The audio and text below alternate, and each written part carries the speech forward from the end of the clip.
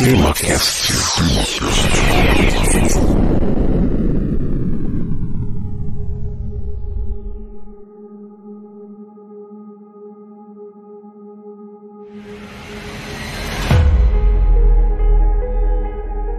Muito bem, meus amigos, está começando mais um TemaCast. Aqui é Francisco Seixas e este é o TemaCast de número 129, onde vamos falar da maior pandemia desde a gripe espanhola, a pandemia da Covid-19.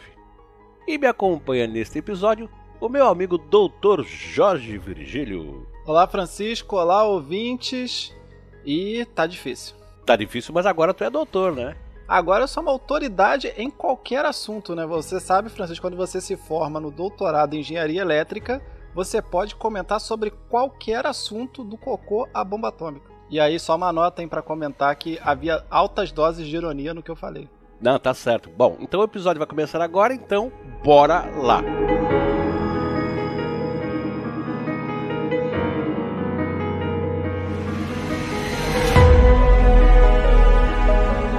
Há quase 2 anos, a humanidade foi invadida pela infecção de um novo vírus, o coronavírus SARS-CoV-2, popularmente conhecido como Covid-19. Covid significa corona, o CO de corona, virus, VI de vírus, né, virus em inglês, e disease, que é doença, então o D de disease. Doença, portanto, do coronavírus. Enquanto que o 19 se refere ao ano de 2019, devido ao fato dos primeiros casos terem sido registrados lá em Wuhan, na China, e divulgados publicamente pelo governo chinês em dezembro de 2019. Apesar da Covid-19 ter popularizado a palavra, o termo coronavírus se refere, na verdade, a um grande grupo de vírus formado por diversos vírus já conhecidos e identificados pelos cientistas. O nome da família se deve à forma desses organismos, né, desses bichinhos aí, que quando vistos no microscópio, parecem ser revestidos por uma coroa de espinhos, portanto, corona significaria coroa. Desde a detecção do primeiro infectado pela Covid-19, já foram registrados em todo o mundo, até o momento da gravação desse episódio, aqui em maio de 2021, cerca de 166 milhões de pessoas infectadas com a Covid-19, com aproximadamente 3,5 milhões delas vindo a falecer em decorrência de complicações com a doença. E só por uma comparação, especula-se que a gripe espanhola tem infectado em todo o mundo 500 milhões de pessoas e vitimado algo entre 17 e 50 milhões de pessoas. A imprecisão dos números deve-se à limitação da época, né? Informação. Atualmente no Brasil, há cerca de 16 milhões de infectados e 467 mil óbitos ligados à Covid-19, o que faz do nosso país o terceiro mais afetado no mundo pela pandemia, perdendo apenas para os Estados Unidos e para a Índia. Mesmo assim, devido à inexistência de testagem em massa no Brasil, em vivos e mortos, provavelmente os números brasileiros em relação à pandemia são muito piores do que aqueles anunciados oficialmente pelo governo federal e pelos governos estaduais. Mas mesmo nos limitando aos números admitidos pelo governo brasileiro, a pandemia da Covid-19 já é o evento que mais matou brasileiros na história. Mesmo se somássemos os brasileiros mortos na Guerra da Independência, da Guerra do Paraguai, da gripe espanhola, das ditaduras Vargas, da Segunda Guerra Mundial e na ditadura militar, ainda assim não chegaríamos ao número de óbitos causados pela SARS-CoV-2 Covid-19. Pois é, Francisco, mas a origem da Covid-19 ainda é incerta. Novos vírus costumam surgir de mutações, geralmente em animais selvagens, e chegam aos humanos através do contato direto com esses animais. O patógeno SARS surgiu em morcegos e teve como hospedeiros intermediários camelos e gatos de Algália, né, respectivamente. A hipótese mais aceita para o surgimento e disseminação da Covid-19 é que ela provavelmente surgiu em uma feira de rua de frutos do mar lá em Wuhan, onde diversos animais foram vendidos e várias pessoas que frequentaram o local acabaram sendo infectadas. Os morcegos que foram vendidos em forma de sopa, né, nessa feira são um dos principais suspeitos, mas um novo estudo que analisou o código genético do vírus indica que ele pode ter sido passado para humanos pelo contato com cobras asiáticas, cuja carne também foi vendida por lá nesse dia. Esse tipo de cobra é conhecido por se alimentar de morcegos. Então, né, o morcego teria sido ingerido pela cobra, os humanos ingeriram a cobra e adquiriram o vírus. Contudo, até hoje permanece um mistério como a Covid-19 consegue se adaptar tanto a hospedeiros de sangue quente quanto a hospedeiros de sangue frio. Numa carta publicada no volume 372, edição 6543 da revista Science, publicada em 14 de maio de 2021 e intitulada Investigate the Origins of COVID-19, investigar as origens da Covid-19, os cientistas envolvidos nos esforços de identificar as origens do vírus afirmam que todas as hipóteses sobre o surgimento dele ainda são viáveis, incluindo um suposto vazamento acidental de algum laboratório. Contudo, nesse estudo realizado pela OMS em colaboração com a China, iniciado em maio de 2020, então há um ano atrás, numa escala de muito provável a extremamente improvável, a hipótese de transmissão por contato com animais silvestres foi categorizada como muito provável, enquanto que a hipótese de vazamento de um laboratório, ou até mesmo de forma proposital, foi descrita como extremamente improvável. Vale ressaltar que nesse estudo da OMS com a China, os cientistas chineses apenas coletaram os dados, enquanto que as análises foram feitas na Europa, nos Estados Unidos, no Japão e em outros 11 países. A gente está dizendo isso caso as pessoas pensem que os cientistas chineses de alguma forma manipularam os dados para dizer que a hipótese de vazamento seria improvável. Bom, devido ao vírus ter surgido na China, que é um país não branco, não ocidental, a pandemia tem sido utilizada por diversos grupos extremistas no mundo para difundir preconceitos e sentimentos anti-asiáticos, principalmente anti-chineses. No final da carta à revista Science, os pesquisadores que atualmente trabalham para descobrir as origens do vírus lamentam o sentimento sinofóbico causado pela Covid-19 e lembram que a maior parte dos esforços contra essa pandemia foram feitos por cientistas, médicos, cidadãos e inclusive jornalistas chineses. Vale lembrar que diversos jornalistas chineses foram presos pelo governo da China por crimes contra a pátria por divulgar informações sobre a Covid-19 à comunidade internacional. O caso mais emblemático foi o da ex-advogada e agora jornalista chinesa de 37 anos, Zhang Zhan, que cobriu o início da pandemia em Wuhan. Mas quem é essa Zhang Zhan, Francisco? Bom, ela é natural de Xangai, né? E documentou a existência de hospitais lotados, lojas vazias, a rotina de trabalho permanente imposta por Pequim ao Instituto de Virologia de Wuhan, a detenção arbitrária de outros jornalistas independentes e o assédio dos agentes do governo chinês às famílias de vítimas da pandemia que buscam responsabilização do governo em transmissão ao vivo pela internet. E de acordo com a Zhang, os crematórios em Wuhan funcionavam dia e noite durante um período em que a mídia estatal afirmava que a pandemia estava sob controle. Em 14 de maio de 2020, a Rede de Defensores dos Direitos Humanos da China, um grupo chinês de direitos humanos, registrou que Zhang havia simplesmente desaparecido. E posteriormente o governo chinês revelou que ela havia sido detida pela polícia de Wuhan e transportada de volta para Xangai. Apesar de ter sido presa no início de maio, Zhang foi só formalmente acusada em novembro de 2020. A acusação apresentada pelo governo foi a de causar tumulto, gerar confusão e atrapalhar o governo. Zhang Zhan foi condenada em 28 de dezembro de 2020 a 4 anos de prisão. Diversos médicos chineses que tentaram alertar a população e o governo no início da pandemia também foram presos, bem como manifestantes que apoiaram Zhang Zhan. O médico chinês Li Wenliang, um dos primeiros a denunciar a gravidade da doença, morreu vítima da Covid-19 no início de fevereiro de 2020, o que provocou indignação nos seus seguidores em redes sociais. Outros 3 jornalistas, Shen Qiushi, Fan Bin e Li Zihua, também foram detidos por terem feito a cobertura dos eventos em Wuhan. O julgamento de Zhang aconteceu um pouco antes da chegada da missão da Organização Mundial da Saúde, a OMS, lá na China, em janeiro de 2021, para investigar as origens da epidemia.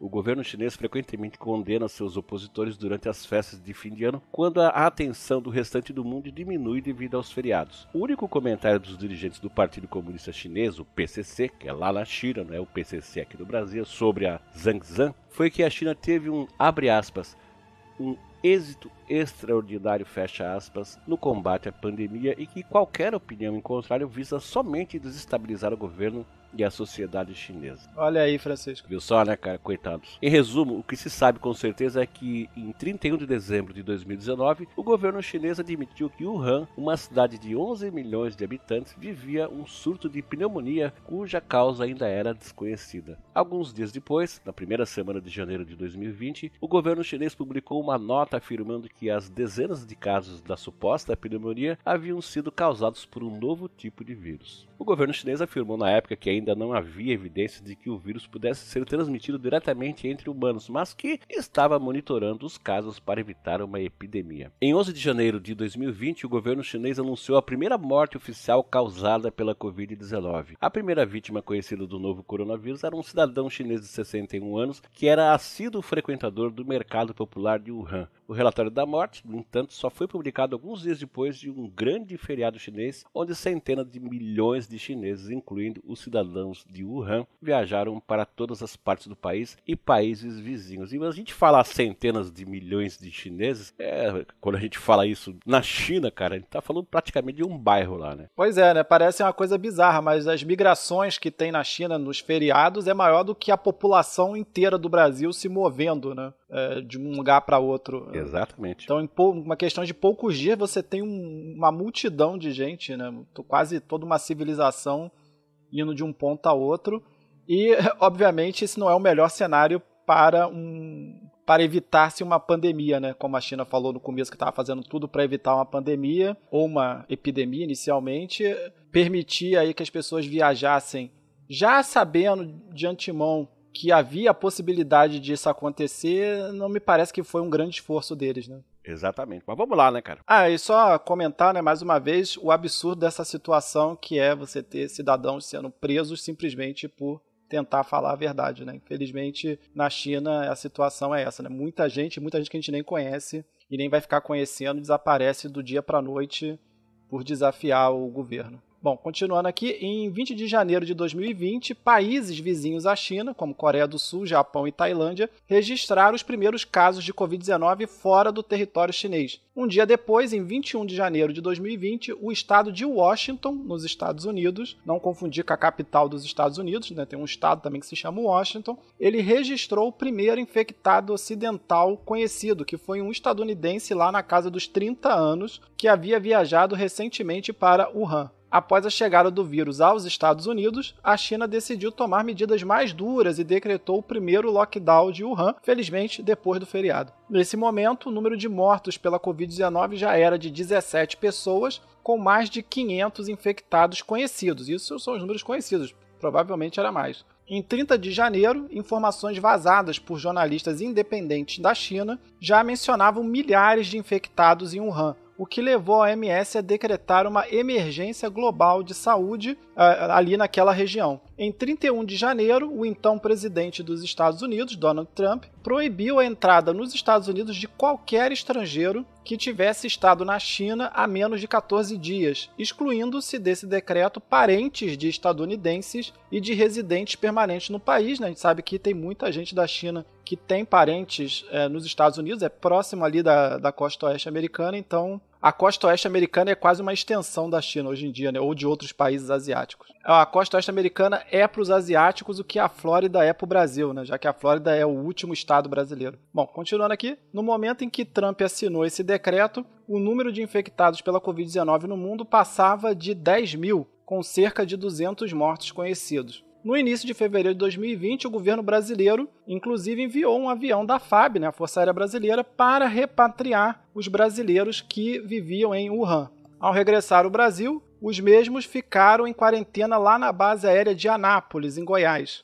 Em 2 de fevereiro de 2020, as Filipinas foram o primeiro país além da China a anunciar um caso de morte causado pela Covid-19 e a vítima foi um homem filipino de 44 anos. E a gente está vendo que já desde o começo não eram só pessoas extremamente idosas que estavam desenvolvendo a doença até mesmo chegar a óbito. E aí nesse dia o número de mortes no mundo já passava dos 360. E lá em 7 de fevereiro de 2020 morreu o médico chinês Li Wenliang, que havia sido repreendido pelo governo chinês por tentar alertar o povo da China e do mundo também sobre a gravidade da Covid-19. Em 11 de fevereiro de 2020, a OMS batizou a SARS-CoV-2 de Covid-19 nome pelo qual ficaria mais conhecida, né, essa nova variante aí dos coronavírus. Em 14 de fevereiro de 2020, a França anunciou a primeira morte pela Covid-19 da Europa e a vítima foi uma turista chinesa de 80 anos. Em 23 de fevereiro de 2020, durante o Carnaval, a Itália se tornou o principal epicentro da explosão de contaminados pela Covid-19 no mundo,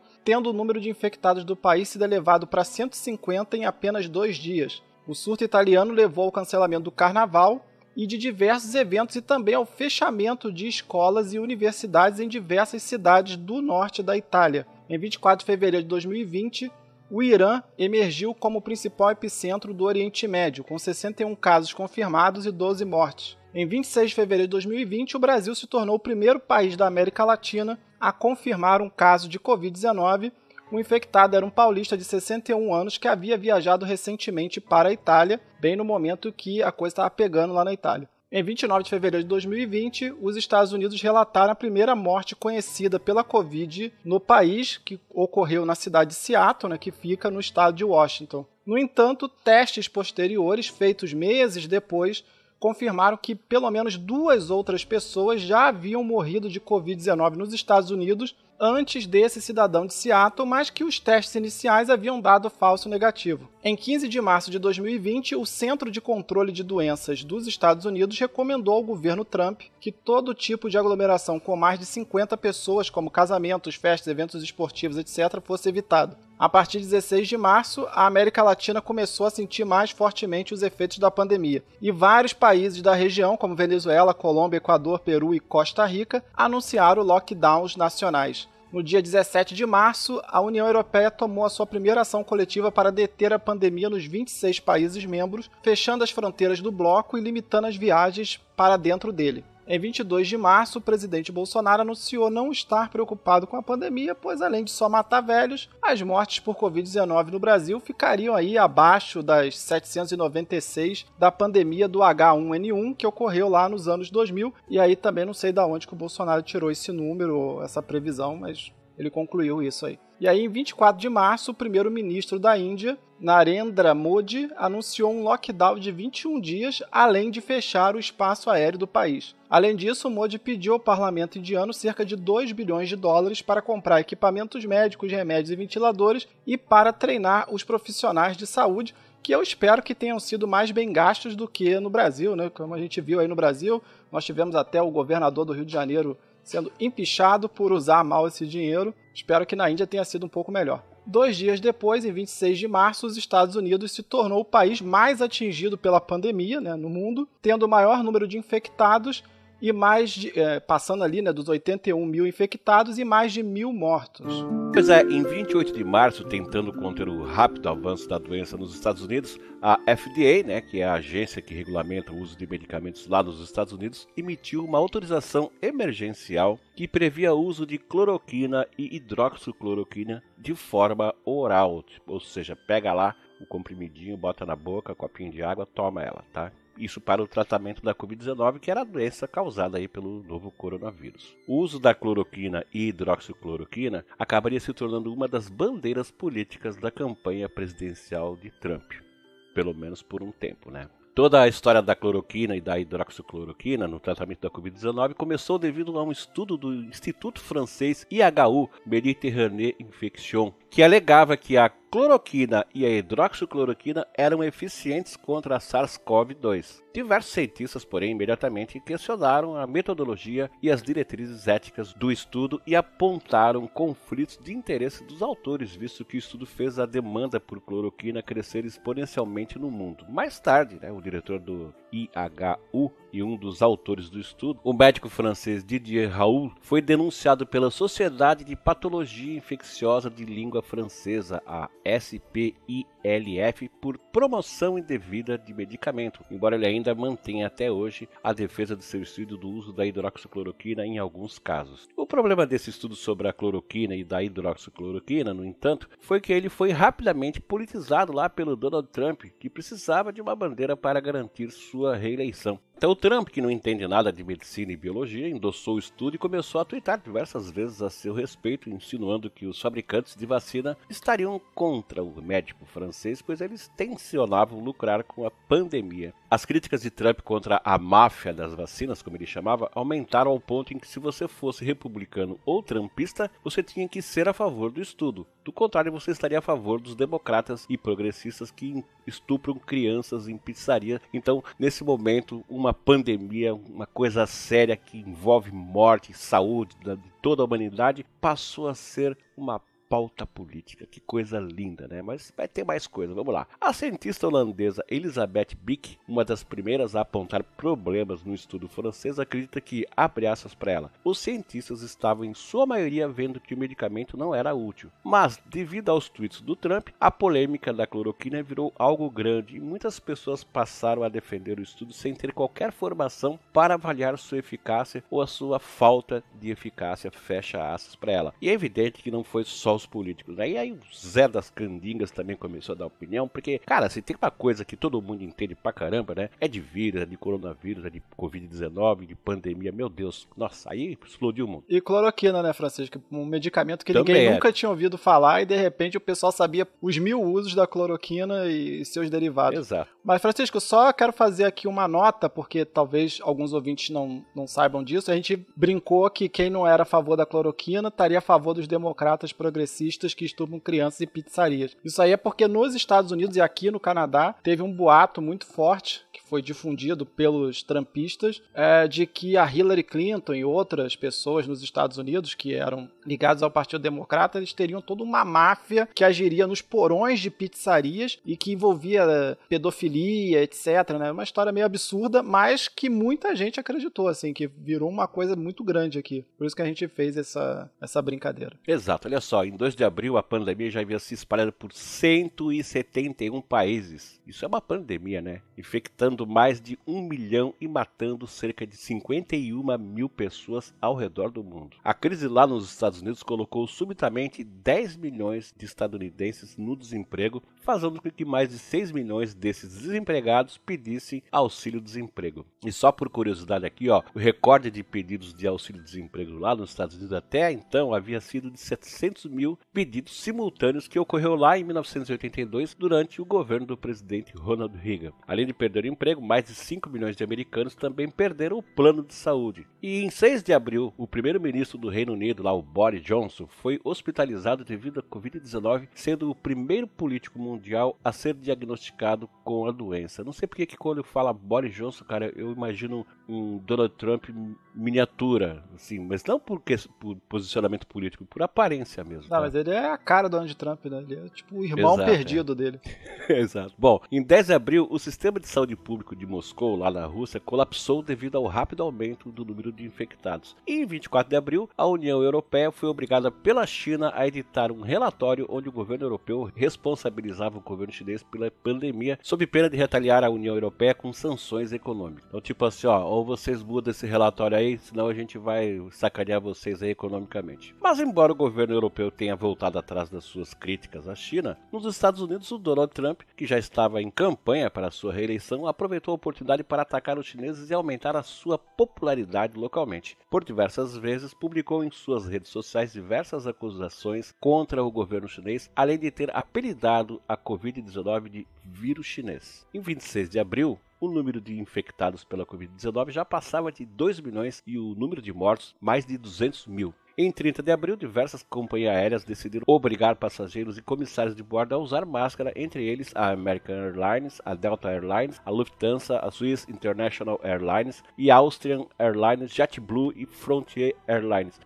Com um monte delas, né? Bom, em 5 de maio, França anunciou que os exames feitos em mortos com pneumonia em dezembro de 2019 revelaram que a Covid-19 já havia chegado ao país em dezembro. Em 17 de maio, o Japão, o terceiro país mais rico do mundo, atrás dos Estados Unidos e da China, anunciou oficialmente que estava em recessão. Essa foi a segunda recessão japonesa em menos de 10 anos. A primeira foi lá em 2015. Outro país que anunciou estar em recessão foi a Alemanha, que também já havia passado por uma recessão recente em 2008. 2008. Então a coisa começou a pegar feio. Pois é, Francisco, e aí só um comentário sobre o que você falou. A França, né, em 5 de maio de 2020, anunciou que já havia gente com Covid lá na França em dezembro. Se a coisa começou na China em dezembro, acho que ela não chegaria tão rápido na França, né? Então... Vindo da China, se eles declararam que a coisa foi em dezembro, né, de 2019, cara, pode ter certeza que a coisa começou bem antes, cara. Provavelmente, era o que eu ia falar aqui. Eu acho que provavelmente esse negócio já tinha começado antes, mas estava sendo segurado. Pois é, Francisco, em 22 de maio, o Brasil ultrapassou a Rússia e se tornou o segundo país do mundo com mais infectados pela Covid-19, né, no total de 330 mil. Os Estados Unidos, que se tornou o epicentro global da pandemia, já contava nesse momento com 1,6 milhão de infectados e cerca de 100 mil mortos. Nos Estados Unidos, os níveis de infecção dos estados pró-Trump cresceram mais rapidamente que nos estados que eram contrários ao Trump, visto que uma das bases da campanha eleitoral do Trump era justamente criticar o uso de máscaras e medidas restritivas, além de insistir que a pandemia não seria um grande problema para os Estados Unidos devido ao tratamento precoce com a cloroquina e a hidroxicloroquina. E aí, em 18 de maio, Trump fez a seguinte declaração: muita coisa boa saiu da hidroxicloroquina. Vocês ficariam surpresos com quantas pessoas tomaram o medicamento, especialmente profissionais da linha de frente, antes que sejam contaminados. Eu mesmo estou tomando. Estou tomando agora mesmo, comecei há algumas semanas. E aí o Trump ficou, todo mundo acompanhou isso aí ano passado, ficou muito tempo nesse discurso, né, ali pelo menos até a segundo semestre de 2020, e também se recusando no começo a usar máscara, porque ele achava que isso era contra a sua masculinidade, e por essa razão os estados pró-Trump, onde as pessoas macaqueavam o comportamento dele, acabaram tendo um aumento súbito do caso de infectados. Mas o Trump ele sofreu um grande revés em junho de 2020, quando o tratamento experimental com cloroquina e hidroxicloroquina foi proibido pela FDA nos Estados Unidos. E aí lá esses órgãos funcionam mesmo, eles têm força suficiente para dar um cala-boca no Trump. E aí, segundo o relatório da FDA de junho de 2020, a FDA concluiu, baseada em novas informações e outras discussões anexadas a este memorando, que não há mais razão para acreditar que fórmulas orais de cloroquina e hidroxicloroquina podem ser efetivas para tratar a Covid-19, nem que há razão para crer que os conhecidos e potenciais benefícios destes produtos são maiores que os potenciais riscos. O relatório foi assinado pela cientista-chefe da agência, Jennifer Hinton, e aí, com o fim do tratamento com cloroquina ou hidroxicloroquina nos Estados Unidos, o Trump resolveu doar aí o excedente, né, desses medicamentos que tinham lá para o Brasil, onde o Bolsonaro, sempre muito fiel ao Trump e seguidor fanático das suas ideias, havia comprado a briga em favor desse medicamento. Então, o Trump tinha dito lá no começo, no primeiro semestre do ano de 2020, que a cloroquina era a salvação. O Bolsonaro comprou esse discurso no Brasil. O Trump aproveitou e se livrou aí das cloroquinas que sobraram e mandou tudo para o Brasil. Ao todo, os Estados Unidos doaram cerca de 2 milhões de doses de um remédio que eles sabiam que era ineficaz no tratamento da Covid-19 para o Brasil. Mas que no Brasil que se dane. No início de julho, contudo, mais de 65 mil brasileiros já haviam morrido da doença. Em 7 de julho, o próprio presidente Bolsonaro foi diagnosticado com Covid-19, mas minimizou o problema devido aí ao seu histórico de atleta, tá ok?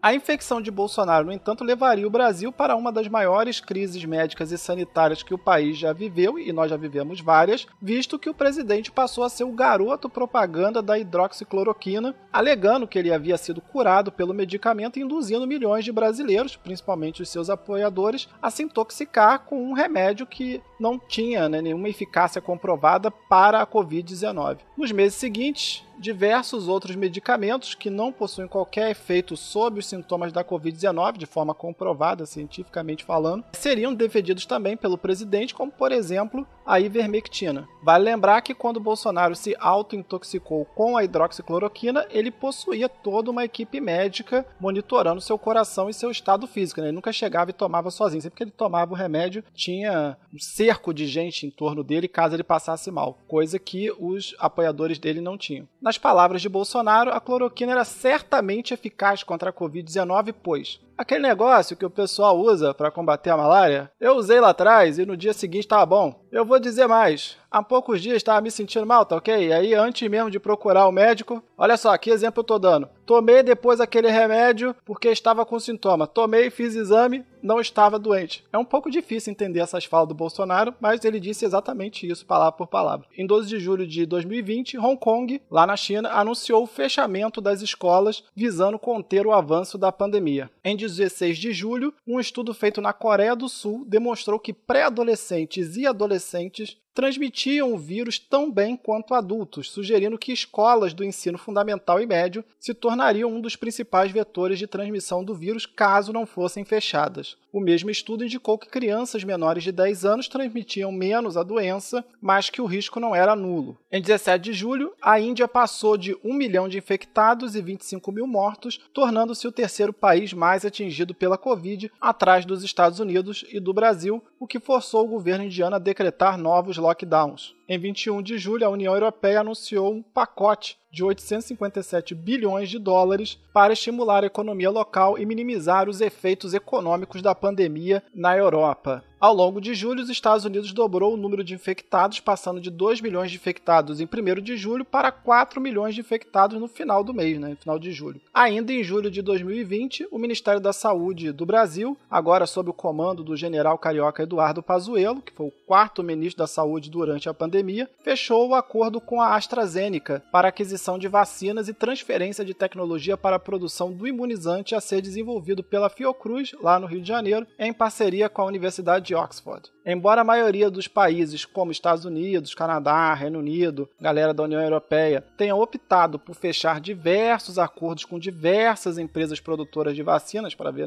sabe-se lá o que vai dar certo, mesmo, aquelas empresas que ainda estavam em fases bastante iniciais, de testes, no Brasil, o Bolsonaro proibiu o Pazuello de negociar outros acordos além do convênio com a AstraZeneca. Eu tô falando que o Bolsonaro proibiu porque o Pazuello queria fechar acordo com outras empresas. E o Bolsonaro falou que tá bom, a AstraZeneca é o suficiente. E de acordo com o presidente da República, os fabricantes deveriam correr atrás do mercado brasileiro e não o contrário. Isso aí é o capitalismo, tá ok? Nas palavras dele, o pessoal diz que eu tenho que ir atrás da vacina. Quem quer vender a vacina é que tem. Ou seja, é que tem que correr atrás dele. O pessoal tinha que fazer fila lá em Brasília para vender vacina. Pois é, né? Olha só, no dia 3 de agosto, em meio à disputa eleitoral, o Trump foi indagado sobre o número de 150 mil mortos pela Covid lá nos Estados Unidos. E então, o presidente dos Estados Unidos apenas disse que os números eram o que eles eram. E olha só, simplesmente isso. E 11 de agosto, o Big Ten e o Pac-12, as duas principais conferências esportivas dos Estados Unidos, anunciaram que todos os seus eventos esportivos estariam cancelados devido à pandemia, mas acabaram revertendo a decisão um mês depois, em setembro. Em 15 de agosto de 2020, a empresa Pfizer ofereceu 70 milhões de doses da sua vacina para o governo brasileiro a serem entregues em dezembro de 2020 e mais 80 milhões de doses no início de 2021. No entanto, como o governo brasileiro, o governo do Bolsonaro, estava no auge da sua campanha em defesa do kit Covid, que era a cloroquina, a ivermectina e outros remédios para o tratamento precoce, o Brasil acabou recusando a proposta, levando o país a perder a oportunidade de ser o primeiro país ocidental a vacinar em massa. Bom, a existência dessa proposta foi revelada pelo CEO da Pfizer, o Albert Bourla,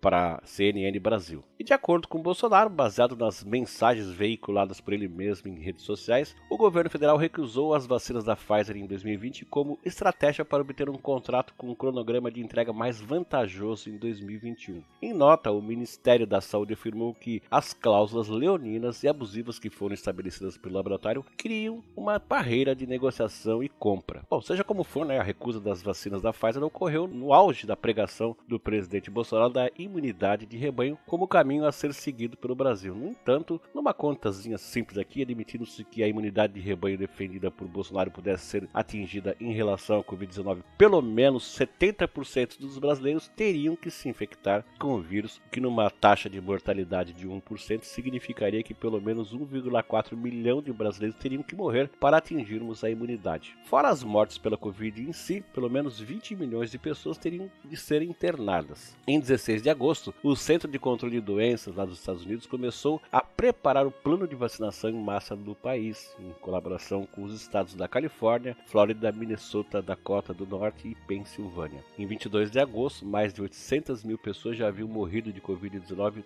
no mundo. Em setembro, período em que o hemisfério norte inicia lá o seu ano letivo, a maioria das universidades decidiram mudar suas aulas para o formato online. E em 6 de setembro, a Índia acabou ultrapassando o Brasil e se tornando o segundo país mais afetado pela pandemia, com 4,2 milhões de infectados. No Brasil, no mesmo período, já havia 4,1 milhões de infectados no país, mesmo se descontada a subnotificação. Cara, e assim, só um comentário, 4,2 milhões de infectados na Índia é muito menos do que 4,1 milhões de pessoas infectadas no Brasil, já que ainda tem pelo menos umas 6 vezes mais gente do que o Brasil. Não, com certeza. No Brasil, se a gente for fazer per capita, né, a nossa situação continuava sendo pior, né? Exato. Olha só, em 13 de setembro, o número de novos casos começou a cair na maior parte dos Estados Unidos. Contudo, no meio oeste do país, os casos começaram a aumentar rapidamente. Em 18 de setembro, Israel, que já havia decretado lockdown no começo da pandemia, se viu obrigado a decretar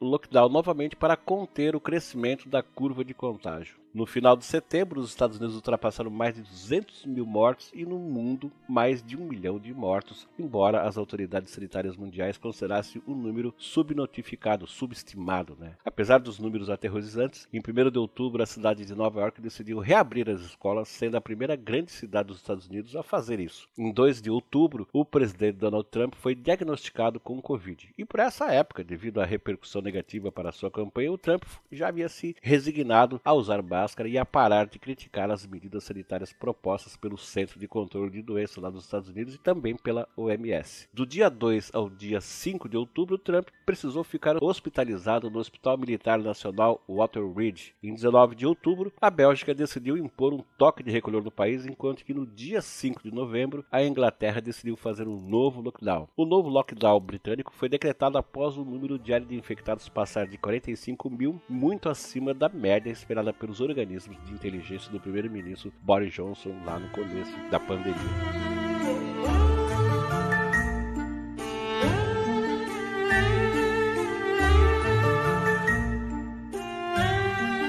Pois é, Francisco, ainda em meados de outubro de 2020, Bolsonaro, de novo, que havia aderido apaixonadamente à bandeira aí da cloroquina e da imunidade de rebanho, que o Trump já tinha abandonado nessa época, desautorizou novamente o ministro da Saúde, o general Pazuello, obrigando a desistir da compra de 46 milhões de doses da Coronavac, a qual Bolsonaro apelidou de vacina do Dória. Dória, governador de São Paulo. Na ocasião, Bolsonaro disse: a vacina chinesa aí, do João Dória, qualquer vacina antes de ser disponibilizada à população, deve ser comprovada cientificamente, ok? Pelo Ministério da Saúde e certificado pela Anvisa. O povo brasileiro não será cobaia de ninguém. Minha decisão é de não adquirir a referida vacina. Ponto final. Então, Bolsonaro aí, que divindade brasileira, decidiu que não precisa de vacina porque não foi referendado por ele. E em vez de cobaias da Coronavac, ou vacina, ou da vacina lá da Pfizer, os brasileiros se tornaram cobaias da hidroxicloroquina, já que o Bolsonaro mandou distribuir entre os meses de setembro de 2020 e janeiro de 2021, nada menos que 420 mil doses do medicamento em todo o Brasil. Além das 2 milhões de doses da hidroxicloroquina que o Brasil recebeu dos Estados Unidos, que não precisavam dela para nada, o Exército Brasileiro direcionou quase toda a sua produção de medicamentos desde março de 2020 até aí o começo de janeiro de 2021 para fabricar outras tantas milhões de doses de cloroquina. Atualmente o Brasil possui estoque de cloroquina para mais de 10 anos, se especula. O hiperfoco na cloroquina, além de não ter ajudado em absolutamente nada no combate à pandemia, ainda teve como efeito colateral o agravamento de outros tratamentos, como por exemplo da microcefalia, já que o Exército Brasileiro reduziu a produção de medicamentos como o micofenolato de sódio, que é usado por mais de 80 mil brasileiros através do SUS. E aí, só para comentar mais um negócio sobre essa cloroquina, o problema das fake news relacionadas a medicamentos é o seguinte: se você tomar cloroquina, na maior parte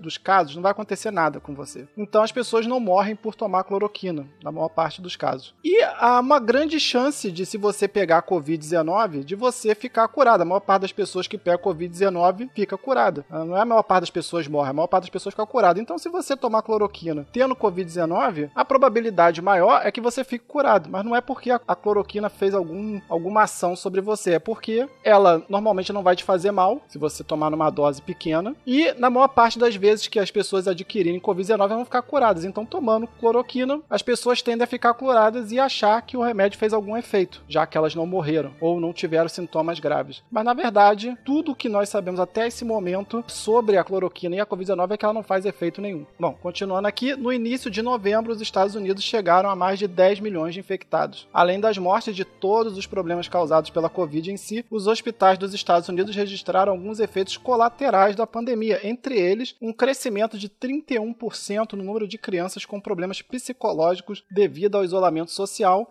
e isso de acordo com o Centro de Controle de Doenças dos Estados Unidos. E além disso, né, eu diria que não só nos Estados Unidos, mas no mundo como um todo, mas principalmente em países como o Brasil, que já tem problemas históricos com isso, eu diria que a pandemia também contribuiu para arrasar de vez o processo de educação das crianças, né? Porque com certeza o nível da educação, que já não era bom, ficou muito pior durante a pandemia. Também no início de novembro de 2020, a Pfizer anunciou que os resultados finais da última fase de teste da sua vacina apresentaram eficácia de 95%, e após esse anúncio, o governo brasileiro retomou as negociações com a empresa. Mas as conversas foram interrompidas já no mês seguinte, quando as cláusulas foram consideradas mais uma vez abusivas. O entrave entre o Brasil e a Pfizer era questão de responsabilização por eventuais efeitos colaterais da vacina. Nem o governo brasileiro, nem a farmacêutica queriam assumir a responsabilidade de algum efeito adverso do imunizante. Cara, assim, ó, não tô defendendo ninguém, mas assim, cara, aí uma farmacêutica do tamanho da Pfizer chega pra um país, seja qual for, Brasil, Argentina, qualquer outro país, e diz assim, ó, tá aqui a minha vacina. Agora assina aqui, ó. Se morrer alguém com qualquer efeito colateral que ela tenha, é problema de vocês, tá? E se vocês acharem que tem que resolver alguma coisa na justiça, vai ter que ser no fórum lá de Nova York, aqui na minha casa, onde eu tenho todo o meu apoio aqui, tá ok?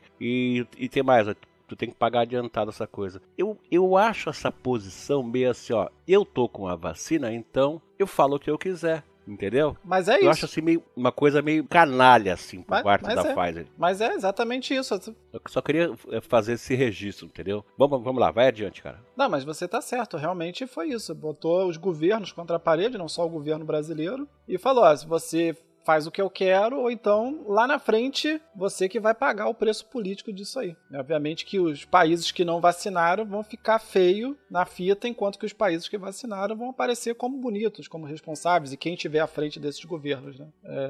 Então, foi isso mesmo, Francisco. Foi, basicamente, ou compra ou se ferre. Felizmente, foi essa a situação. Bom, e aí, em 17 de novembro, né, de 2020, a boa notícia foi que os Estados Unidos anunciaram um teste rápido para a Covid-19 desenvolvido pela Lucira Health, cujo resultado levava apenas 30 minutos para sair. Com o espalhamento da Covid pelo meio oeste americano e pelos estados montanhosos dos Estados Unidos, o número de mortos no final de novembro lá nos Estados Unidos já passava de 250 mil pessoas. Em 21 de novembro, as agências de controle sanitário dos Estados Unidos autorizaram o uso de um tratamento experimental à base de anticorpos para tratar a Covid-19. E esse tratamento ele foi desenvolvido pela empresa Regeneron e ele já havia sido testado no Donald Trump, né, na época lá em outubro, quando ele adquiriu a Covid-19, e teve um breve período em que ele ficou meio mal. Assim, mal a ponto de ter que ser hospitalizado, né, embora tenha durado poucos dias. Bom, e aí em 2 de dezembro de 2020, o Reino Unido autorizou o uso da vacina da Pfizer em todo o território britânico, tornando o Reino Unido o primeiro país do Ocidente a iniciar uma campanha de vacinação em massa contra a Covid-19. A primeira pessoa e a primeira mulher a se vacinar no Reino Unido foi a Margaret Keenan, de 90 anos, que foi seguida pelo primeiro homem a se vacinar no país, o William Shakespeare, de 81 anos. E eu tenho certeza que isso aí foi programado por alguém. Alguém quis fazer essa piada. William Shakespeare foi o primeiro homem do Reino Unido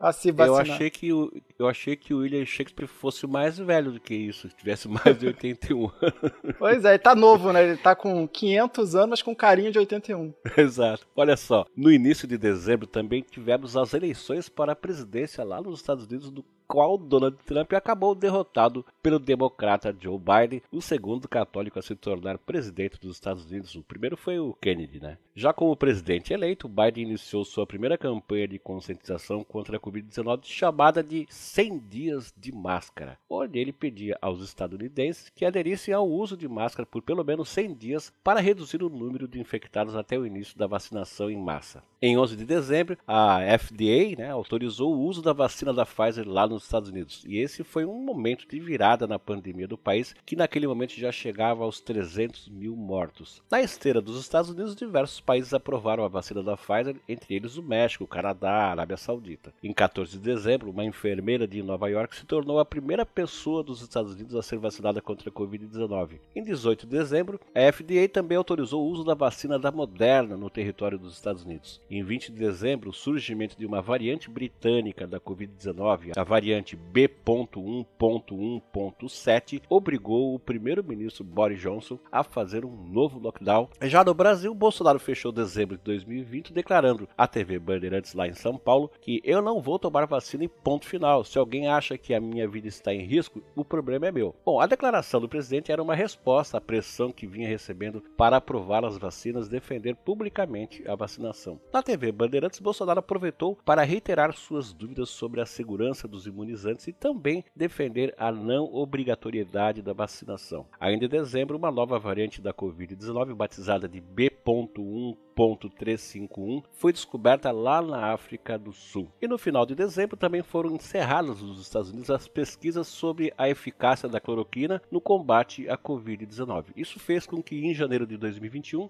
diversos ex-aliados de Trump, como o governador republicano de Oklahoma, o Kevin Stitt, tentasse devolver o estoque de hidroxicloroquina que custou 2 milhões aos cofres daquele estado. O governador havia adquirido as doses em abril de 2020 após o Trump defender que o medicamento para a malária também era eficaz na prevenção do coronavírus. Na época, o governador havia declarado à imprensa que mesmo que a hidroxicloroquina não fosse útil para a Covid-19, a droga teria vários outros usos. Em janeiro, no entanto, o Stitt, esse governador, tentou devolver o estoque adquirido à empresa fornecedora do medicamento, a FFF Enterprise, sediada na Califórnia, e segundo o governador, ele precisava devolver o medicamento encarado para investir no programa de vacinação de Oklahoma. Ou seja, pega de volta aí, me dá o dinheiro de volta, pega o medicamento que eu preciso de dinheiro para começar a vacinação aqui no meu estado. Olha aí, só falta essa empresa ter criado uma política dizendo não devolvemos medicamento por indicação do Trump. Só faltava isso. Bom, Francisco, que aí no início de 2021 os Estados Unidos detectaram uma nova variante da Covid-19 batizada de P.1 ou P1. Essa variante foi descoberta em turistas brasileiros que estavam nos Estados Unidos e no Japão e por essa razão foi batizada de variante brasileira. Posteriormente se descobriu que a variante surgiu em Manaus. No dia 5 de janeiro de 2021, os governadores brasileiros, liderados pelo João Dória, que é governador de São Paulo, diante da confusão gerada aí pelo governo federal e também pela inércia de Brasília em estabelecer um cronograma nacional de vacinação, eles contataram a Pfizer querendo adquirir as vacinas diretamente, os estados ir lá fazer um consórcio, sei lá o quê, e comprar as vacinas. E aí, pressionado pelos estados, o governo federal deu uma acelerada no procedimento para aprovação das vacinas e finalmente, em 7 de janeiro de 2021, a Anvisa aprovou os pedidos emergenciais para o uso da vacina de Oxford, que estava sendo aí produzida no Brasil pela Fiocruz no Rio de Janeiro. Na verdade, estaria sendo produzida se tivesse os insumos, na época tinha esse problema aí de insumo. E 10 dias depois, em 17 de janeiro de 2021, a Anvisa aprovou também a vacina, a Coronavac, produzida lá pelo Instituto Butantan em São Paulo. E bom, e nesse mesmo dia, o João Dória, em campanha contra Bolsonaro, correu mais do que depressa para ter a primazia de vacinar o primeiro brasileiro ou a primeira brasileira lá em São Paulo usando a Coronavac. Por causa disso, a primeira pessoa a ser vacinada no Brasil acabou sendo a enfermeira paulista Mônica Calazans. né? Foi um pouco ridículo aí, né, da parte do Dória, que é uma situação séria, mas como a gente já falou várias vezes nesse episódio, os políticos estavam parecendo todos saídos do jardim de infância. Então, ele, para passar rasteira no coleguinha de Brasília, ele foi lá e vacinou uma enfermeira para dizer que ele tá preocupado. Depois ele foi viajar na Flórida. Bom, e aí, no final de janeiro, os Estados Unidos detectaram a presença da variante B.1.351 sul-africana no país. Em fevereiro de 2021, os Estados Unidos detectaram mais 2 variantes da Covid-19 lá na Califórnia, batizadas de B.1.427 e B.1.429, cujas taxas de infecção são maiores que a da Covid original. Ainda em fevereiro de 2021, o Brasil se tornou o país com o maior vetor de crescimento da Covid no mundo, principalmente devido ao surgimento de variantes locais, né, como a variante lá do Amazonas, embora ainda atrás dos Estados Unidos em números absolutos, e também porque a maior parte da população brasileira decidiu não se importar mesmo com a pandemia, em parte porque o transporte público não permite, em parte porque as pessoas não têm consciência social, em parte porque as pessoas acreditavam que bastava rezar que estava curado, ou que bastava tomar aquele comprimido que estava curado, enfim. No Brasil foi a soma de vários problemas. E aí o agravamento da crise no Brasil fez com que a gente ficasse aí sendo apelidado no exterior de colônia de leproso, né? Se você chega perto do Brasil, tu já pega um coronavírus. E levou aí um lado, entre aspas, positivo, a família Bolsonaro a mudar, né, o seu posicionamento em relação à vacina, já não estava mais colando a negócio de kit Covid, de imunidade de rebanho, então eles decidiram mudar o discurso. E em março de 2021, o senador Flávio Bolsonaro, filho do presidente, que está sendo aí investigado num esquema de rachadinhas, tuitou que a nossa arma é a vacina. Eu fiquei até emocionado quando ele falou isso. Mentira, fiquei não. Também nesse mês, Bolsonaro autorizou Pazuello, já de saída do Ministério da Saúde, já estava arrumando as coisinhas dele, a fechar os acordos com a Pfizer e com a Janssen, no qual foram adquiridas mais de 100 milhões de doses da vacina. No entanto, devido aí à forte demanda, tipo 9 bilhões de pessoas procurando vacina, as doses adquiridas nesse acordo só chegarão ao Brasil no segundo semestre de 2021. Então o acordo foi fechado, mas não tem, né, o produto para ser entregue. Até a realização desse episódio, o Brasil havia recebido 1,7 milhão dessas vacinas e, apesar disso, o presidente Bolsonaro continuou insistindo no erro da cloroquina, apesar do próprio filho dele ter dito que a arma era a vacina, dessa vez defendendo na Rádio Acústica do Rio Grande do Sul, eu nem sabia que rádio era essa, em 19 de março de 2021, que a hidroxicloroquina fosse inalada por meio de nebulização. Vou explicar o contexto disso. Pouco tempo antes do Bolsonaro ir defender isso aí lá na rádio no Rio Grande do Sul, por telefone, o Conselho Federal de Medicina, o CFM, lá em Brasília, havia estabelecido como procedimento experimental a administração de hidroxicloroquina e cloroquina por nebulização. E apesar disso aí ter sido proposto pelo CFM, o tratamento foi questionado imediatamente por diversos médicos e associações médicas do Brasil. Um dos que contestaram a medida foi o médico paulista André Natan Costa, que é pneumologista do Hospital Sírio-Libanês lá em São Paulo, que alegou que o comprimido foi desenvolvido para ser absorvido pelo trato intestinal e não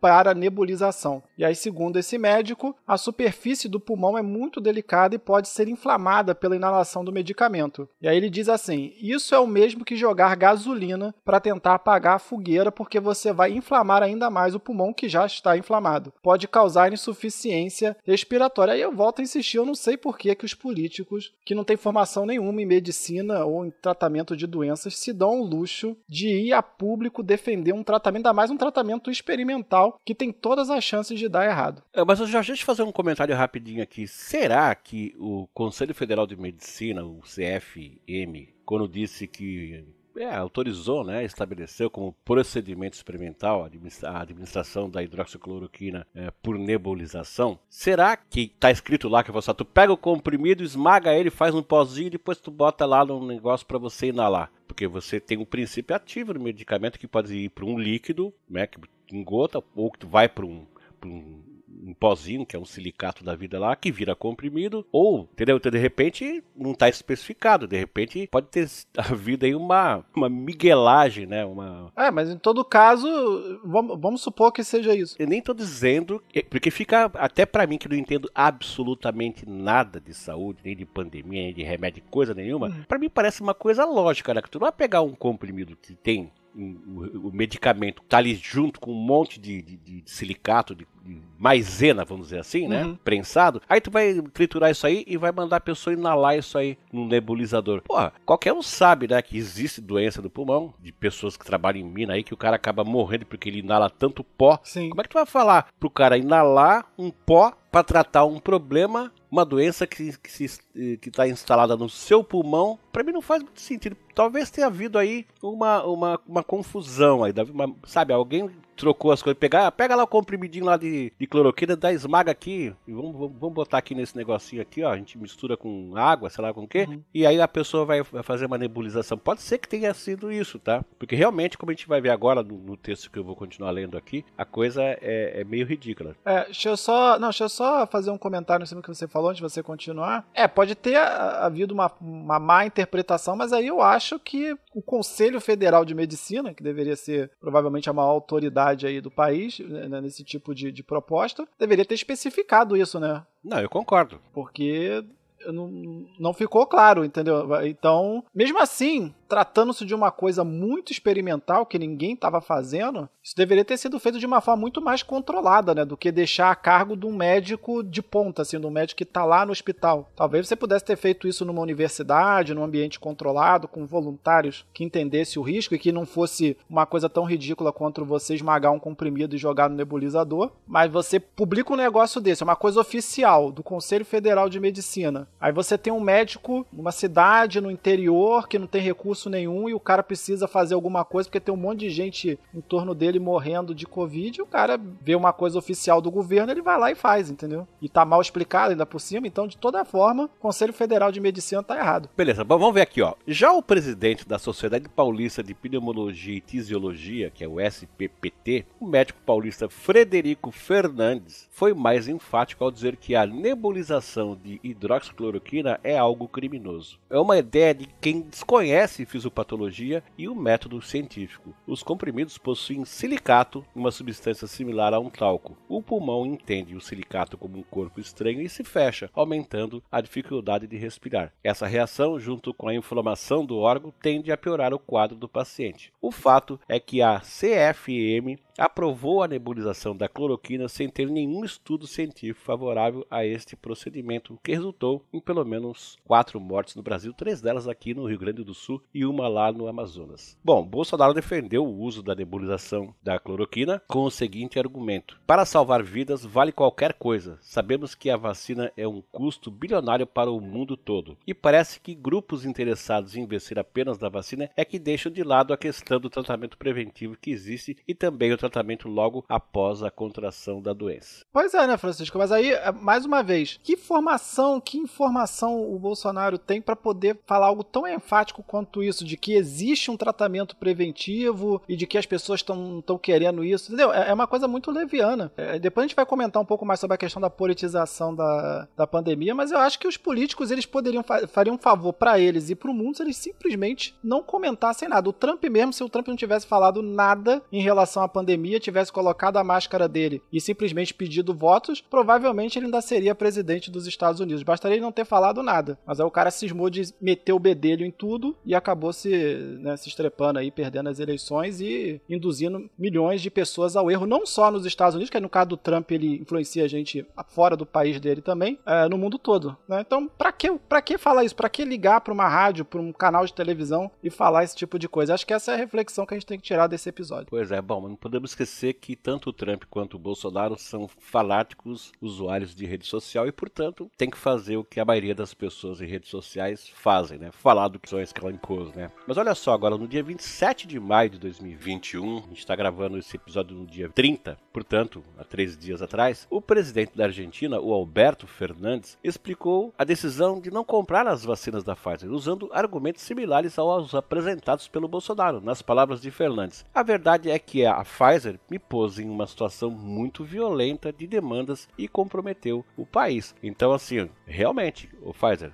tu tá pegando pesado com o negócio aí, cara. Não dá, né? Digamos que a Pfizer não tá preocupada com a humanidade, né? Tá preocupada com o lucro que eles vão fazer nessa pandemia. E isso é uma realidade. Não tô dizendo que essas empresas, né, não tenham também um lado de má fé. Mas, voltando a falar do negócio da politização, até para se proteger, os políticos e pessoas públicas que não tenham formação na área deveriam simplesmente se calar em relação a esses assuntos. Falar, não tenho informação, não tenho como dar opinião, entendeu? Seria melhor até para eles fazer isso. Seria melhor para todo mundo e seria melhor para eles, inclusive, entendeu? Então, beleza. Aí fica de novo esse questionamento. Acho que a gente tem que discutir isso, porque antes de 2010 a gente não tinha todo mundo com um celular na mão, tweetando, interagindo por rede social. Eu acho que a gente precisa de uma nova educação em que as pessoas entendam que elas falarem levianamente sobre um assunto que elas não entendem, principalmente se elas ocuparem um cargo público ou tiverem uma grande audiência, pode matar pessoas, né? Mesmo quando a gente vinha aqui no TemaCast, tudo bem que a nossa audiência não é tão grande assim, mas se a gente chegar aqui para a quantidade de ouvintes que a gente tem e começar a defender tratamentos loucos sobre, sei lá, sobre qualquer tipo de doença, a gente vai indiretamente matar pessoas. E dependendo da repercussão que isso alcançar, pode matar muitas pessoas. Então, cabe a gente simplesmente não fazer isso, se a gente não sabe o que está falando. Exato, vamos adiante aí, Jorge. Vamos lá. Francisco, mas certamente, né, como eu estava falando, mais devastador que os números da Covid-19 foi o descaso aí com a pandemia, né, como a pandemia foi tratada pela maior parte da sociedade brasileira, não só os políticos, não só o Bolsonaro, por todo mundo de uma forma geral. Posso citar aí meus parentes que nem iam para a praia e durante a pandemia cismaram que eles precisavam ir para a praia e fazer todo tipo de atividade que gera aglomeração que eles não faziam antes da pandemia. Bom, e aí a Covid-19 aproveitou a negligência das pessoas ou a burrice para provocar estragos. O primeiro caso de desleixo ocorreu já em fevereiro de 2020, onde tanto os governadores quanto o próprio presidente da República se manifestaram publicamente contra o cancelamento do carnaval e o cancelamento de voos internacionais para o Brasil, apesar de ter havido petições públicas nessa direção. Uma dessas petições públicas foi feita por um advogado baiano, João Oliveira Maia Filho, que no dia 31 de janeiro de 2020 entrou com representação na Procuradoria-Geral da República pedindo o cancelamento do carnaval em todo o território nacional. Maia Filho, ele é especialista em direito empresarial e ambiental e justificou seu pedido afirmando, acertadamente, que os festejos de carnaval, sobretudo nas capitais dos estados brasileiros, atraem turistas de todo o mundo, inviabilizando qualquer controle sanitário eficaz. E realmente não existe controle sanitário no carnaval, é impossível. Uma opinião divergente do advogado baiano foi a do filósofo pernambucano, mas que reside em São Paulo já há muitos anos, o vice-diretor da Fundação Armando Álvares Penteado e professor da PUC de São Paulo, o Luiz Felipe Pondé, que foi contra o cancelamento do carnaval, pois seria um chabu gigantesco para a economia, inclusive São Paulo, que tem crescido muito e já é o maior carnaval do Brasil. E aí, na esteira de Pondé, o governador de São Paulo, né, o João Dória, ele celebrou em fevereiro de 2020 que a cidade de São Paulo tinha entregue o maior carnaval de rua do Brasil, com cerca de 15 milhões de pessoas aglomeradas, aí, né, repetindo o que estava acontecendo lá na Itália, que o carnaval foi cancelado no meio, nessa mesma época. Já Bolsonaro, ele cancelou todos os compromissos oficiais na semana do carnaval e foi tirar umas férias no Guarujá, lá no litoral de São Paulo, onde também promoveu aglomerações, andando de moto e cumprimentando populares. Eu também não sei o que o Bolsonaro tem com esse negócio de moto, que agora não sei se ele tá ganhando dinheiro para divulgar a moto, mas agora ele tá com um negócio com moto que não para mais. E aí, né, durante o carnaval 2020, o Bolsonaro parecia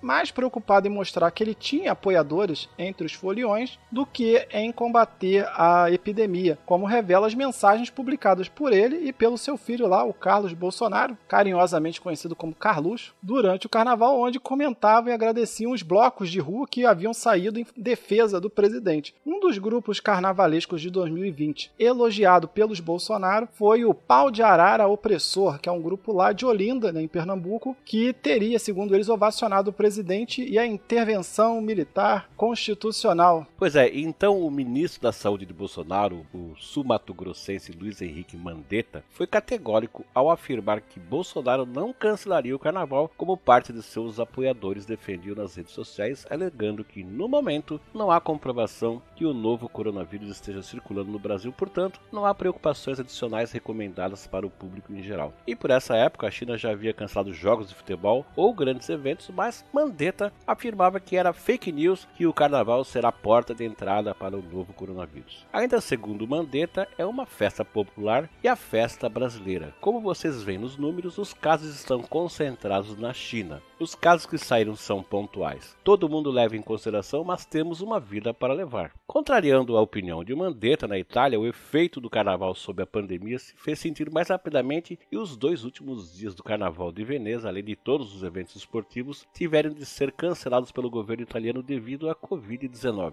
Ainda durante o carnaval, a Itália foi obrigada a isolar mais de 100 cidades do norte do país nas regiões de Lombardia e Veneto, em decorrência do rápido aumento do contágio entre os italianos. Além do ministro da Saúde, o então ministro do Turismo de Bolsonaro, o mineiro Marcelo Henrique Teixeira Dias, o qual foi acusado de ter comandado um esquema de desvio de dinheiro conhecido como o Laranjal do PSL e que recebeu de Bolsonaro a ordem do mérito naval por serviços prestados à Marinha, que eu não sei quais são esses serviços, acho que ninguém sabe. Ele também afirmou em fevereiro de 2020 que a maioria dos visitantes estrangeiros do Brasil vinha da Argentina, Estados Unidos, Paraguai, Chile, Uruguai, França e Alemanha e não da China. E que proibir a entrada desses estrangeiros seria ruim para a economia local, particularmente lá para o Rio de Janeiro, destino preferido dos estrangeiros. No carnaval de 2020, eram esperados cerca de 2 milhões de foliões no Rio, sendo 20% deles estrangeiros. Mais um que não sabia nada de pandemia dando seu pitaco. O engraçado foi ele falar assim, não, mas os turistas vêm dos Estados Unidos e da França, 2 países que desde dezembro tinham casos, né? Pelo que a gente sabe hoje. Então.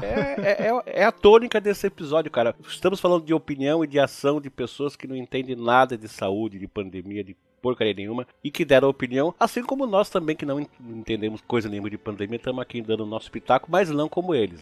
Mas a gente tá aqui falando, né, comentando sobre a Covid, etc, que foi uma coisa que a gente viveu, mas nós não estamos recomendando tratamento para ninguém. E nós não somos figuras de autoridade, nós não temos cargos. Uma coisa também que os políticos precisam entender uma coisa, quando você é um político, principalmente quando você é um político que está no meio de uma polarização, se você falar alguma coisa, as pessoas que te apoiam se sentem na obrigação de defender aquela ideia. E as pessoas que não gostam de você se sentem na obrigação de ser contra aquilo. Então isso acaba gerando um problema, que agrava qualquer situação. Então se ninguém tivesse comentado nada sobre cloroquina, começando lá com o Trump, que foi o cara que inaugurou isso, esse negócio da cloroquina teria virado um debate de bastidores que a maioria das pessoas nem saberia que estava rolando. Mas no momento em que um político resolveu tomar isso como um problema dele, aí as pessoas tinham que ser muito a favor, muito contra, e aí virou simplesmente eu vou defender porque é pela família, é pela liberdade, ou então eu vou ser contra porque é pela saúde, entendeu? Cara, sabe o que eu acho, cara? Eu acho que assim, o cara fala assim, cara, eu vou dar uma tacada aqui que se eu acertar, cara, eu tô feito. Exatamente. O resto da minha vida política. Eu vou defender tal coisa. E aí o cara vê que a coisa não é do jeito que ele achava, e aí ele não tem a humildade de falar assim, gente, olha, estamos numa nova fase da pandemia, então ficou provado que não funciona, ou que não traz os resultados que a gente espera, então vamos fazer tal coisa e mudar. Mas aí o cara fica assim, não, eu não vou voltar atrás, por questão de orgulho, sei lá, por qual motivo. E aí acaba fazendo um papel que fica muito claro para quem tá prestando atenção que, cara, isso é só politicagem, né? Só político sendo político. E já que estamos falando de político, tem mais algum político que falou alguma coisa aí, Jorge? Tem, Francisco, vou falar dele agora mesmo, mas só comentando o que você falou, é a velha questão, ou a nova questão, de que você não pode ser imbrochável. Você não pode falar algo, depois perceber que você falou uma besteira, vir a público e dizer, falei uma besteira, não é isso. Se você falou uma besteira, você tem que ir enrolando em cima da besteira que você falou sobre a Covid, sem ter nenhum tipo de informação a respeito do assunto,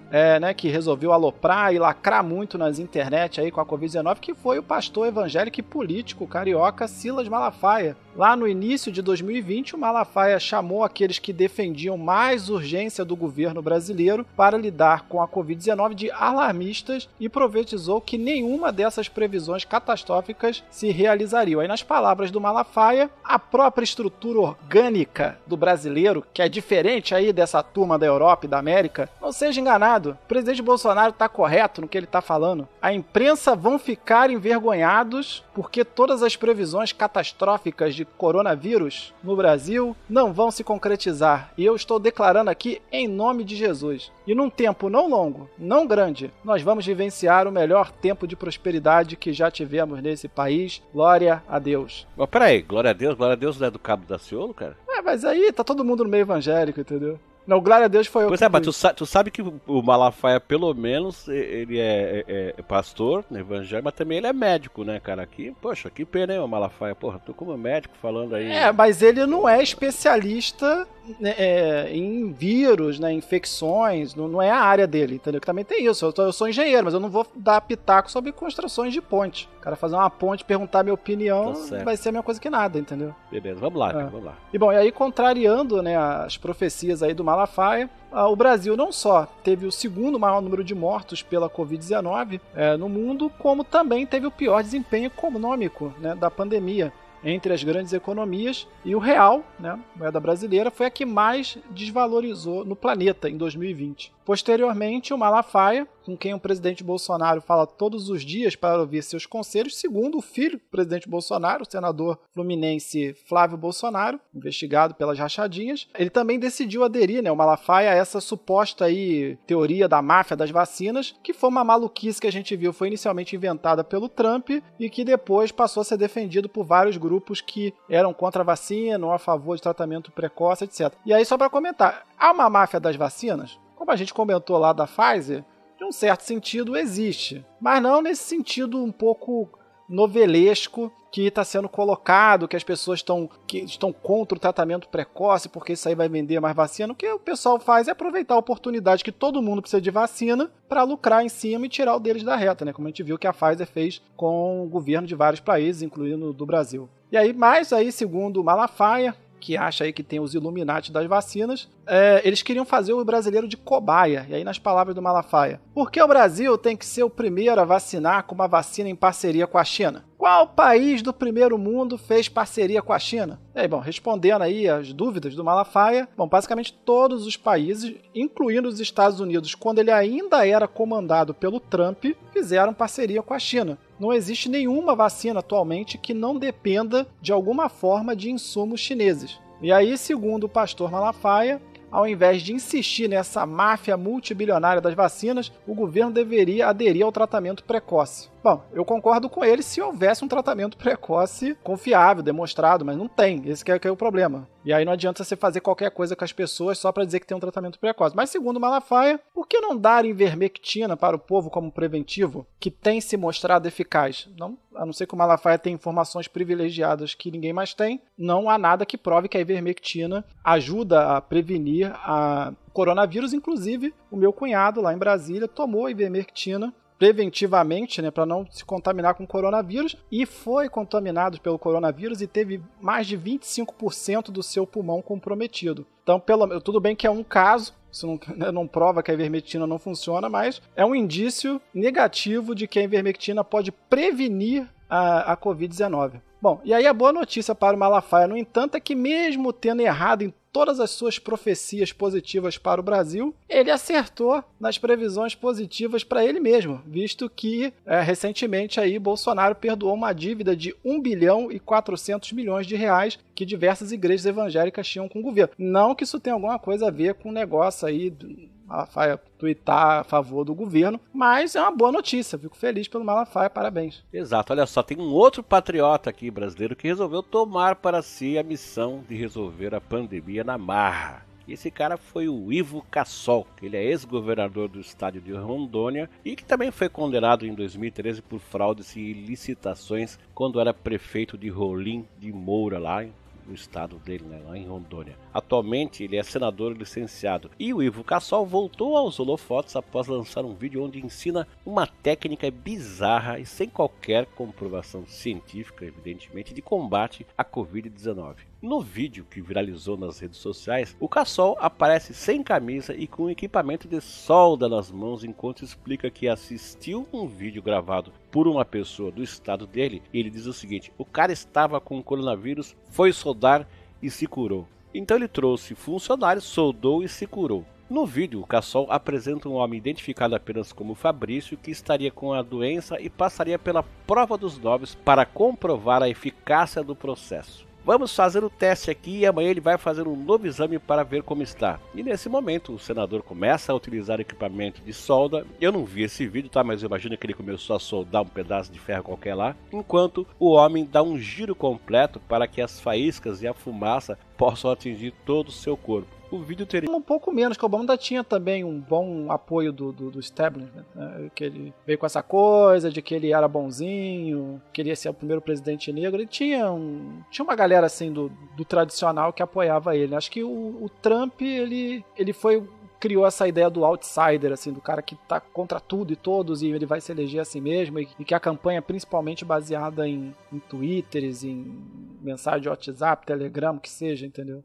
Acho que ele pegou melhor esse espírito, né, desse tipo de campanha. Então, como a gente sabe que a campanha vai se dar nesse meio, que é um meio virtual, que não faz sentido você se aglomerar para mandar Twitter. Então, todas essas manifestações estão simplesmente aí favorecendo o vírus. As 3 manifestações foram pró-coronavírus, que elas não vão fazer diferença nenhuma para a eleição. Ano que vem, quando tiver eleição, independente de quem ganhe, essa pessoa não vai ganhar por causa dessas manifestações. Exatamente.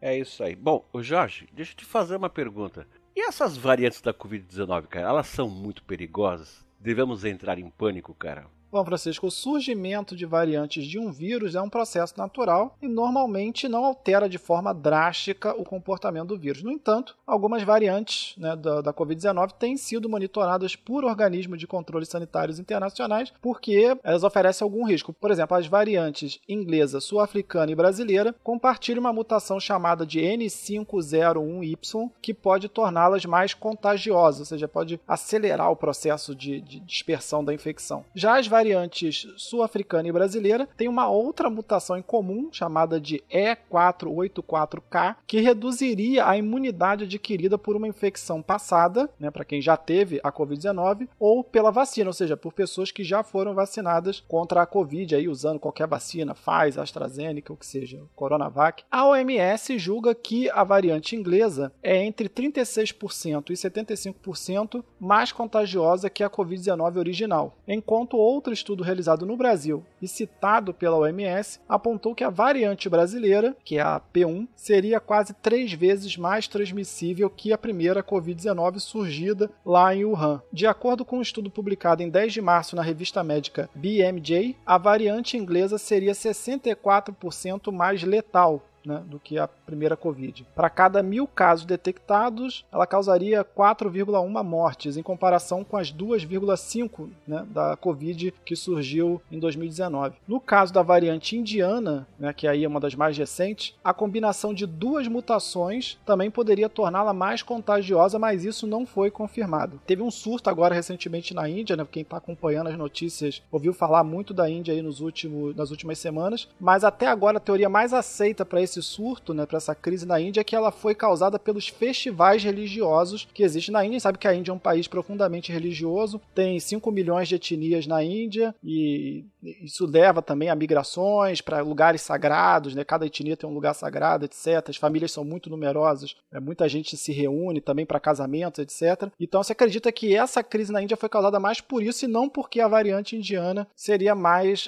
contagiosa, mas é uma possibilidade e isso pode ser um problema lá na frente. Tá certo, olha só, um dado preocupante em relação às variantes da Covid veio do Vietnã. As autoridades do Vietnã detectaram uma nova variante do coronavírus no dia 29 de maio de 2021, ou seja, um dia antes do dia que a gente está gravando esse episódio, que é uma combinação das variantes da Covid-19 da Índia e do Reino Unido e se espalha rapidamente por via aérea. Depois de conter o vírus com sucesso durante a maior parte do ano de 2020, o Vietnã agora está lutando contra um aumento das infecções desde o final de abril. A nova variante já é responsável por mais da metade do total de 6.713 casos registrados no país e das 47 mortes. E foi classificada pelas autoridades vietnamitas, né, como muito perigosa. Em relação à eficácia das vacinas, as vacinas têm se mostrado igualmente eficazes para as variantes inglesa e a Covid clássica, mas menos eficazes para as variantes brasileiras e sul-africanas. Ainda assim, mesmo menos eficazes, as vacinas ajudam a evitar o desenvolvimento de casos graves, aliviando o sistema de saúde. Então, assim, vacinado, se você pega o coronavírus, provavelmente você vai ter um tipo de uma gripe, né? Nem vou chamar de gripezinha, né? Mas você teria lá um estado gripal, tal, mas tu não vai precisar ser internado, entubado ou, inclusive, vir a óbito, né? Então, se puder, se tiver oportunidade de se vacinar, se vacina e seja lá qual for a vacina. Exatamente, Francisco, que um dos dos motivos para a gente estar insistindo na vacinação é justamente aliviar os hospitais, para aquelas pessoas que desenvolverem casos graves terem mais recursos para serem tratadas, né? Os médicos terem menos gente, né, para tratar ao mesmo tempo. E aí, só para comentar, você chegou a se vacinar, Francisco? Sim, já tomei minhas 2 doses da Coronavac. E você já? Eu tomei ontem, né, no dia 29 de maio, a primeira dose da Pfizer, né, que é a vacina que eles estão administrando aqui no Canadá para quem tem menos de 45. Aqui normalmente quem tem mais de 45 está recebendo AstraZeneca, e para quem tem menos de 45, eles estão dando a Pfizer. E aí uma outra coisa que eu queria comentar antes da gente encerrar esse episódio, que já está um pouco longo, é que uma das coisas também que tem prejudicado nessa pandemia é que as pessoas descuidam da máscara, né, usam a máscara de forma incorreta, frouxa no rosto, etc. Mas as pessoas focam muito por exemplo, tem muita gente que não usa máscara, mas se foca em limpar muito bem os alimentos, as bolsas. O cara vai no mercado, o cara sai tacando desinfetante, álcool gel nas coisas, né, que ele trouxe do supermercado ou qualquer coisa que tenha vindo da rua, sendo que a transmissão por contato ela não é tão efetiva para o coronavírus. Não usar a máscara corretamente ou não arejar bem os ambientes aumenta as chances de infecção muito mais do que você tocar numa superfície que possa estar contaminada pelo coronavírus. Então, houve um hiperfoco nas pessoas em sair esterilizando tudo, né, que possa estar contaminado. Não pode entrar com um sapato em casa, não sei o que, etc. E, ao mesmo tempo, as pessoas se fecharam demais. Às vezes, esquecem de arejar os ambientes ou de usar a máscara da forma a mais adequada possível. Então, já vi alguns médicos comentando sobre isso, que essa crença no contágio por contato, ou esse hiperfoco no contágio por contato, também tem prejudicado, né, tem favorecido, vamos dizer assim, que o vírus se espalhe, porque as pessoas não tomam outras medidas que são mais importantes. Ô Jorge, acho que a gente falou bastante aqui da pandemia, né? Fazia um bom tempo que a gente não gravava episódio exatamente por causa de limitações, né? Só para o pessoal saber. Alguém perguntou lá no grupo do Facebook, eu expliquei, né? Tu estava defendendo a sua tese de doutorado. Eu ainda estou num tratamento odontológico que eu tive que fazer cirurgia, ainda não estou com uma boa dicção. Mas assim, a gente vai gravando conforme dá, né? Conforme for dando oportunidade, a gente vai gravando e, evidentemente, sempre se preocupando aí com aglomeração, etc, etc, etc. Exatamente, Francisco. A gente ficou um bom tempo parado, né? Como você falou, além dos problemas, né, da Covid, etc., também teve aí a defesa da minha tese no Brasil, que acabou me impedindo de escrever os episódios, etc. A gente espera voltar a ter um pouco mais de normalidade a partir da publicação desse episódio. E só comentar, né, que agora que finalmente eu terminei o doutorado, eu posso começar a aprender alguma coisa, né, e deixar de ser ignorante. Tá certo. Até o doutorado é só a burocracia. A partir disso você começa a estudar e aprender alguma coisa de verdade. Bom, é isso aí. Então, nós ficamos por aqui. Esse foi o nosso episódio onde a gente falou a respeito da Covid-19, né, a pandemia do século XXI. Eu quero deixar aqui um abraço para você, Jorge, que fez a pauta. E confesso para todo mundo que está ouvindo que era um episódio que eu não queria gravar, o Jorge sabe disso, eu não queria gravar porque eu tenho como regra aqui no TemaCast não falar de político. Esse não é um podcast de política, tá? Quem gosta de podcast de política tem diversos por aí, é só procurar. Mas o Jorge insistiu, é ele que faz a pauta e a gente acabou fazendo esse episódio e tá aí para vocês. Então eu quero deixar um forte abraço para você, Jorge, obrigado pela participação e pela pauta, e também deixar um forte abraço para todos os nossos ouvintes aí que nos acompanham quando a gente atualmente pode lançar um episódio. Um abração para todos e bye bye. Vale. Obrigado, Francisco, por ter aceitado gravar essa pauta. Então vou aproveitar e fazer um disclaimer. Todo mundo sabe que eu realmente não simpatizo com o governo Bolsonaro, mas a ideia de fazer esse episódio, muito mais do que atacar o Bolsonaro ou quem quer que seja, era deixar um registro histórico desse período que a gente está passando aí com a Covid-19, que foi um período curto, mas que aconteceu muita coisa, e principalmente deixar uma reflexão para as pessoas sobre essa questão da gente criar opiniões muito fortes sobre assuntos que nós não entendemos, que nós não deveríamos estar opinando, né? Então essa questão da politização de problemas que em outras épocas, em épocas muito recentes, teriam sido tratados de forma muito mais séria e científica, né? Mas que de 2010 para cá virou tudo uma questão de opinião e de você defender a sua opinião, até, nesse caso, literalmente até a morte. Então, apesar de tudo, acho que esse era o ponto principal a ser defendido nesse episódio. Então, obrigado, ouvintes, e até a próxima.